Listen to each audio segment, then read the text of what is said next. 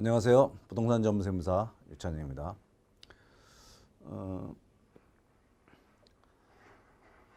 지금 집을 많이 다주택자들이 집을 가지고 있으면 종부세 때문에 너무 힘들어서 이걸 팔고 싶은데 팔리지도 않을 뿐더러 팔면 양도세 엄청나게 나오고요.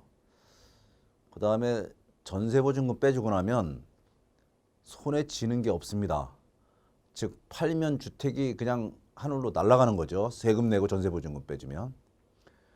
그래서 어쩔 수 없이 증여를 할 수밖에 없는 상황인데 증여를 하는 경우에도 증여취득세라든지 뭐 이렇게 되게 지금 그 만만치가 않습니다. 증여세도 그렇고. 그래서 자녀에게 넘기는 방식으로 꼭 증여만 선택할 게 아니라 매매로 넘기면 어떨까? 그 세대가 분리되어 있는 자녀에게 매매로 넘기면 매매취득세만 내면 되잖아요. 근데 조정지역 내에 3억 이상 주택을 증여하게 되면 증여 취득세가 또 12%가 내는 거니까 어쨌든 여러 가지 상황으로 봐서 이렇게 그 부모 자식 간에 부동산을 거래하는 경우가 있는데요. 이 부모 자식 간에 이 거래를 하면서 부모님이 거기 살고 있는데 집을 팔면서 잔금을 아버지의 임차 보증금으로 대신하는 이런 그 일들을 하게 됐는데 이런 경우에 과세관청이 이걸 어떻게 바라보고 있는지 일반인의 상식과는 조금 다르게 처리를 하고 있는 것 같아서 그 내용을 한번 보도록 하겠습니다. 사건의 개요를 보면 아버지가 주택을 소유하고 있는데요. 주택을 소유하고 있는데 이거를 딸에게 매매를 한 거예요. 주택을. 그냥 이 그 판례에는 잘 안 나왔지만 제가 상담을 하면서 경험한 바에 의하면 딸이 아마도 어떠한 연유에서든지 자기 이름으로 집을 사기가 곤란하니까 아버지의 이름으로 아파트를 분양을 받은 것 같아요. 그런데 아버지가 돈이 없으니까 자기가 돈을 대준 거죠. 그러면 돈을 대주고 나중에 아파트를 팔면 그걸 받으려고 하는데 뭐 문제가 있을 수도 있으니까 그래서 차용증을 쓰고 돈을 빌려준 것처럼 처리를 한 거겠죠.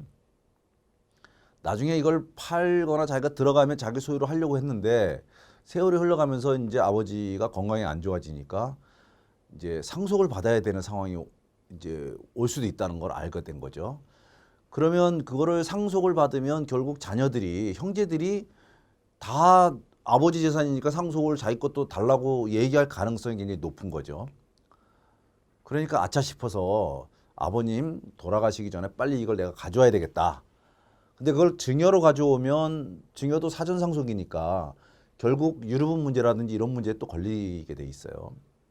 그래서 어쩔 수 없이 이거를 매매 형식으로 가져오는 이런 사례가 아닌가 하는 그냥 개인적 추측입니다. 이 사건이 그렇다는 게 아니라 개인적인 추측이 그렇습니다. 어쨌든 아버지가 살고 있는 집을 딸에게 이렇게 매매 형식으로 넘기는 건데 그러면 딸은 대가를 지급해야 되겠죠. 대가를요. 그 대가 지급한 내용을 보니까 계약금하고 1차 중도금은 원래 아버지가 이 주택을 살 때 최초에 분양받을 때 딸이 이걸 빌려줬어요. 이게 대여를 해준 거죠. 그래서 이 대여한 것에 대해서 차용증을 쓰고 돈을 빌려줬단 말이에요. 그리고 돈이 간 흔적도 있고 그다음에 그동안에 이자 지급한 흔적도 있고 하니까 국세청에서도 이것을 부인할 수가 없었던 것 같아요. 어쨌든 본인은 아버지로부터 돈을 아버지 분양받을 때 빌려준 돈이 있으니까 그 받을 돈이 있으니 계약금과 중도금은 이걸로 상계를 한 거예요. 돈을 빌려준 걸로 상계합시다. 그리고 2차 중도금을 줬고요. 그 다음에 이제 잔금은 여기에 이걸 받으면서 대출을 받았으니까 이 대출을 떠안는 걸로 하고요. 이게 이제 승계를 하는 걸로 하고요. 그 다음에 아버님이 만약 이 집을 팔고 돈이 없으면 딴 데 못 가잖아요. 그리고 이미 살던 집인데 그래서 잔금을 아버님이 살고 있는 이 집을 아버님이 임차를 하는 것으로 이렇게 해서 은행 대출금을 인수하고 임차 계약을 체결해서 나머지 잔금을 이렇게 맞바꾸는 상계하는 걸로 이렇게 계약을 했는데 국세청에서는 뭐 이거는 어떤 요인이었는지 뭐 이렇게 차용증과 뭐 이자 지급하고 뭐 돈 각오한 게 다 확실하니까 인정을 해준 것 같아요. 대출금 인수한 것도 사실은 분명하니까 인수를 했는데 아버지로부터 임대 계약을 체결해가지고 이 돈을 받지 않은 것, 아니 주지 않은 것에 대해서는 이거는 증여세 과세를 하겠다. 이거는 잔금이란 채무를 면제받은 것이다라고 해서 과세를 해버렸어요. 그러니까 보통은 이제 이런 생각들을 많이 하고 또 이런 거래가 충분히 일어날 수 있을 것이라고 상상이 되어집니다. 그리고 이런 일은 뭐 여러분들 주변에서도 얼마든지 일어날 수 있는 일들이에요. 그런데 과세관청은 왜 이거를 인정하지 않고 증여세를 과세했을까요? 세무공무원은 이렇게 이야기를 합니다. 부모와 자식 간에 부동산을 거래하면 그것은 증여로 추정하겠다. 이런 것들은 굉장히 이례적인 것인데 그래서 세법에는 증여로 추정한다라고 돼 있다. 증여로 추정한다. 이게 지금 매매인데 이거를 증여로 보겠다는 거예요.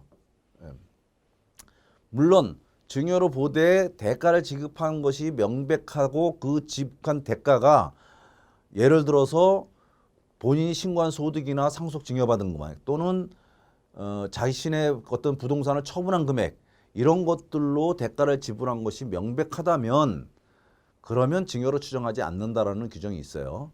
어쨌든 증여로 추정한다고 돼 있고 그렇게 증여로 추정하면 여기에 임대보증금이 있기 때문에 그 임대보증금은 요거는 부담부 증여니까 이게 부담부 증여죠. 예, 부담부 증여로서 매매로 취급을 한다는 거죠. 요거는 양도로 취급한다는 거죠. 예, 그럼에도 불구하고 세법은 요 부담부 증여에 해당하는 요 채무, 임대보증금 요 채무를 인수하더라도 요것은 인정을 안 해주겠다, 증여로 추정하겠다. 다만 요 부채가 대출금이라든지 또는 뭐 채무 확인서라든지 이런 걸로 인해서 확실하다면 그건 인정해주겠다라고 규정하고 있어요. 그런데 아버지하고 임대보증금을 체결한 것이기 때문에 그게 임대보증금이 확실하다고 얘기할 수가 없는 것이죠. 그러니까 전체를 다 증여로 봐야 되는데 세무공무원들에게는 우선 첫째로 이 사건이 좀 쟁점이 됐던 거는 아마도 아버지와 딸이 여기서 그 동거를 하는 것 같아요. 동거를 하면서 아버지가 딸하고 같이 살면서 요 일부분은 딸이 살고 요 일부분은 아버지가 사니까 여기에 대한 임대보증금을 딸이 받은 거예요. 같이 살면서. 그러니까 통상적으로는 참 있을 수 없는 일이고요. 다른 예규나 판례들을 보면 이렇게 동거를 하는 경우에 딸이 아버지로부터 임대보증을 받는 것은 통상적으로 있을 수 없는 일이다 해가지고 대부분 다 이걸 인정을 안 해줬어요. 그래서 그걸 다 증여세를 과세하는 그러한 결정들을 많이 해왔습니다. 그래서 꼭 이게 이 사건과 그 사건이 또 같은 결론이 난다라고 보기 어려워서 실무를 하고 있는 저도 굉장히 난감할 때가 많습니다. 이 세무공무원은 우리 사회에서 자녀가 부모를 부양하는 것은 당연히 미풍양속에 해당이 되고 또 민법에서도 자녀는 부모를 부양해야 되는 의무가 있다라고 해서 부양 의무를 부여한 거죠. 그래서 세무공무원이 보기에는 자녀와 부모 사이에서 임대차 계약을 체결하는 것은 사회통념상 또 경험칙상 이것은 타당하지 않다. 근데 여기에 가장 핵심적인 내용은 바로 이거 같아요. 이 동거. 동거를 하면서 같이 살면서 부모로부터 임대보증금을 받는다. 어쨌든 다른 얘기나 다른 판례들을 보면 이거를 인정 안 해주는 사례가 많았습니다. 어쨌든 그래서 이것도 국가에서는 인정을 안 해주겠다. 동거를 하면서 무슨 놈은 부모로부터 이걸 받냐. 사회통념상 이건 말이 안 된다. 그래서 부모가 이게 준 것은 이것은 그 잔금을 그 대신한 것은 결국 잔금을 면제시켜 준 것이다라고 해서 증여가 맞다라고 이렇게 본 겁니다. 그러면 납세자는 어떤 주장을 하느냐?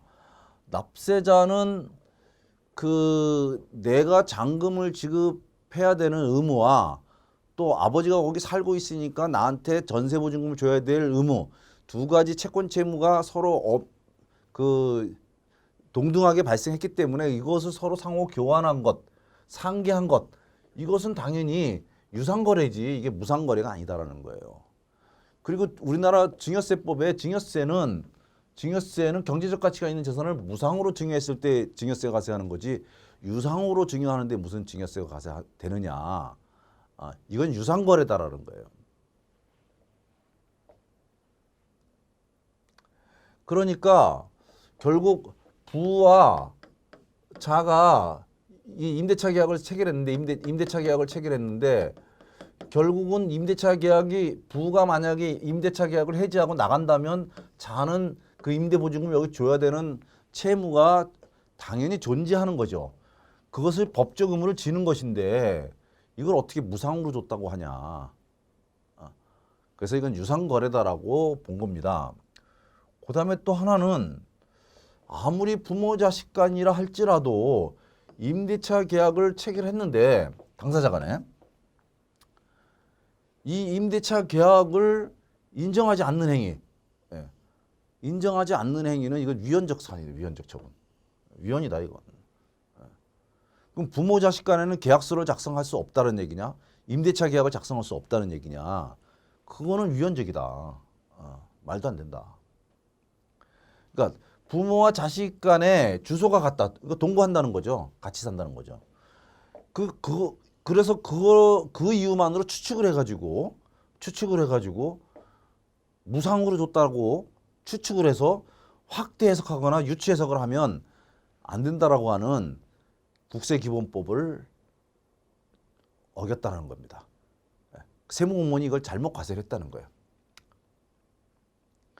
그러니까 납세자는 결국 이 임대보증금과 잔금을 상계한 것은 무상거래가 아니라 유상거래다. 대가관계가 확실한 유상거래다. 그러니까 증여세 과세하면 안 된다라고 주장을 한 겁니다. 그러면 항상 납세자와 과세관청이 이해가 엇갈려서 해석이 다르면 결국 힘센 과세관청이 과세를 하게 되는 거죠. 납세자는 어쩔 수 없이 억울함을 이제 상급기관에다가 호소해서 불복을 통해서 이것을 해결해야 됩니다. 이번은 심판원에다가 이렇게 국세 심판을 했는데 국세 심판원에서는 어떤 판단을 했냐면 우선 첫째로 이 직계존비속 간의 대가를 받고 여기 보면 대가를 받고 양도한 사실이 명백히 인정되는 경우로서 당해 자산의 취득을 위하여 소유 재산을 처분한 금액으로 그 대가를 지급한 사실이 입증되는 경우에는 증여세를 과세하지 않도록 규정하고 있다. 이거는 이 가족 간 매매는 증여로 추정한다는 거예요. 증여로 추정한다라고 돼 있고 다만 매수자가 대가를 명백히 지급을 했는데 그 재원이 신고한 소득 또는 상속 증여받은 금액 아니면 재산 처분한 가액 이런 것들로 인해서 이런 재원으로 지급한 그 대가를 지급한 사실이 명백히 입증되는 경우에는 추정을 하지 않겠다라고 이렇게 되어 있습니다.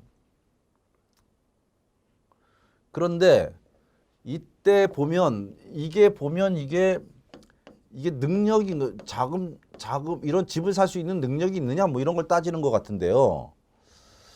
이 따님은 주택 취득 당시에 직업 및 소득 정도로 보아서 이 정도 주택을 취득할 만한 충분한 자금 능력을 보유하고 있다라고 하는 겁니다. 그 주택을 취득할 만한 자금 능력이라고 돼 있어요. 그러니까 지금 계약금 1차, 2차 잔금인데 실제로 돈 준 거는 2차 요거밖에 없죠. 요거만 현금 준 거죠. 현금 지급. 그러면 요 현금 지급을 할 만한 자금 능력이 있는 것인지 요것만 따지는 건지 아니면 전체 그 주택을 취득할 만한 자금 능력을 따지는 건지 잘 모르겠지만 지금 이 판례는 전체 주택을 취득할 만한 자금 능력이 있어야 된다고 하는 거죠. 그러니까 예를 들어 가지고 그다음에 여기서 보시면 대출 받은 거 없어요. 대출을 자금 출처로 했을 때 증여로 추정하지 않겠다는 내용이 없어요. 그러면 지금 직장 다녀서 얼마 되지 않은 자녀가 이런 자금 능력이 없다면 이런 그러니까 신고한 소득이나 상속 증여받은 거 이런 걸로 이 주택을 취득할 만한 능력이 없다면 이거 증여로 추정한다 그 얘기인 것 같아요. 그다음에 두 번째가 이 저가로 취득한 것이 아니다라고 돼 있는데요. 그 저가라고 하는 것은 시가보다 저가로 파는 거잖아요. 근데 여기서의 저가라고 하는 것은 시가의 30% 또는 3억 중 작은 금액, 예, 요 금액보다 낮은 거를 저가라고 얘기한다 이렇게 보시면 될 것 같아요. 그러니까 시가보다 뭐 1억 싸게 팔았다 이거는 저가가 아니다 이 얘기예요. 그 저가로 가면 저가로 파는 거에 대해서는 당연히 증여세를 과세하게 돼 있어요. 그러니까 그거는 아니다라는 거죠. 그 다음에 아주 이분은 단도리를 잘한 것 같아요. 물론 세금의 문제도 있지만 다른 상속인과의 어떤 관계에도 문제가 있기 때문에 관계를 아주 단도리를 잘한 것 같습니다. 그 임대보증금에 대해서는 전세권을 아예 설정을 해버렸어요. 그래서 채권 채무 관계가 아주 명확해졌어요. 이렇게 해서 해놨기 때문에 이거를 잔금을 채무 면제이익으로 봐서 증여세를 과세한 것은 잘못된 것이다. 그래서 증여세 과세하면 안 된다. 이렇게 판정을 한 겁니다. 그런데 참 이게요. 대부분 보면 부모가 그 세입자가 돼서 보증금을 준 이 부분에 대해서는 동거를 하는 경우에는 이거를 증여로 보는 경우가 상당히 많아요. 굉장히 많아요. 증여로. 그러니까 별거로 할 때는 이거를 증여로 안 보겠죠. 안 보는데 또 그러면서도 이런 자금 능력, 충분한 자금 능력, 직업 및 소득 등 충분한 자금 능력이 있는지 여부도 굉장히 중요하고요. 그래서 사실은 뭐 학교를 다니고 있는 자녀에게 뭐 증여를 하면서 증여세까지 다 증여하는 것은 별 문제 없지만 이러한 방법으로 부모가 살면서 임대보증금으로 세금을 내게 하는 이런 방법으로 가는 것, 또는 뭐 대가 관계를 좀 줄여보는 것, 뭐 이렇게 하는 것들이 상당히 좀 불편해요. 그리고 부모를 세무조사, 부모의 자금 능력이 뭐가 있냐, 뭐 이런 건 조사를 한다고 하니까 이게 지금 이 주택을 자녀들에게 증여하는 부분에 대해서 굉장히 부담이 좀 많으신 것 같은데 이런 그 판례나 예규들도 보시면 상황에 따라서 그것을 어떻게 해석해야 되는지가 너무너무 다양하기 때문에 하나의 법문만 보고 또는 하나의 사건에 대한 판례만 보고 또는 얘기만 보고 모든 것을 다 거기다가 대입해서 해석을 하시다 보면 잘못 해석하실 부분도 있다라는 겁니다. 예, 대부분은 이 안에 있는 내용들을 구체적으로 잘 살펴서 이것이 증여에 해당되는지 안 되는지를 살펴볼 필요가 있다. 예, 그래서 오늘은 그 부모와 자녀 간의 임대보증금, 같이 살면서 임대보증금을 준 것에 대해서 이걸 증여로 볼 거냐 아니냐 하고 하는 얘기인데, 그 부분에 대해서 이번 판례는 증여로 보지 않고 대가로 봤다라고 하는 거고요. 그런 대가로 보기 위해서 중요한 핵심은 자금 능력이 있고 그다음에 전세권 설정 등을 통해서 권리관계를 분명히 해놨다라는 정도로 여러분들이 이해하시면 될 것 같습니다. 자, 수고하셨습니다. 감사합니다.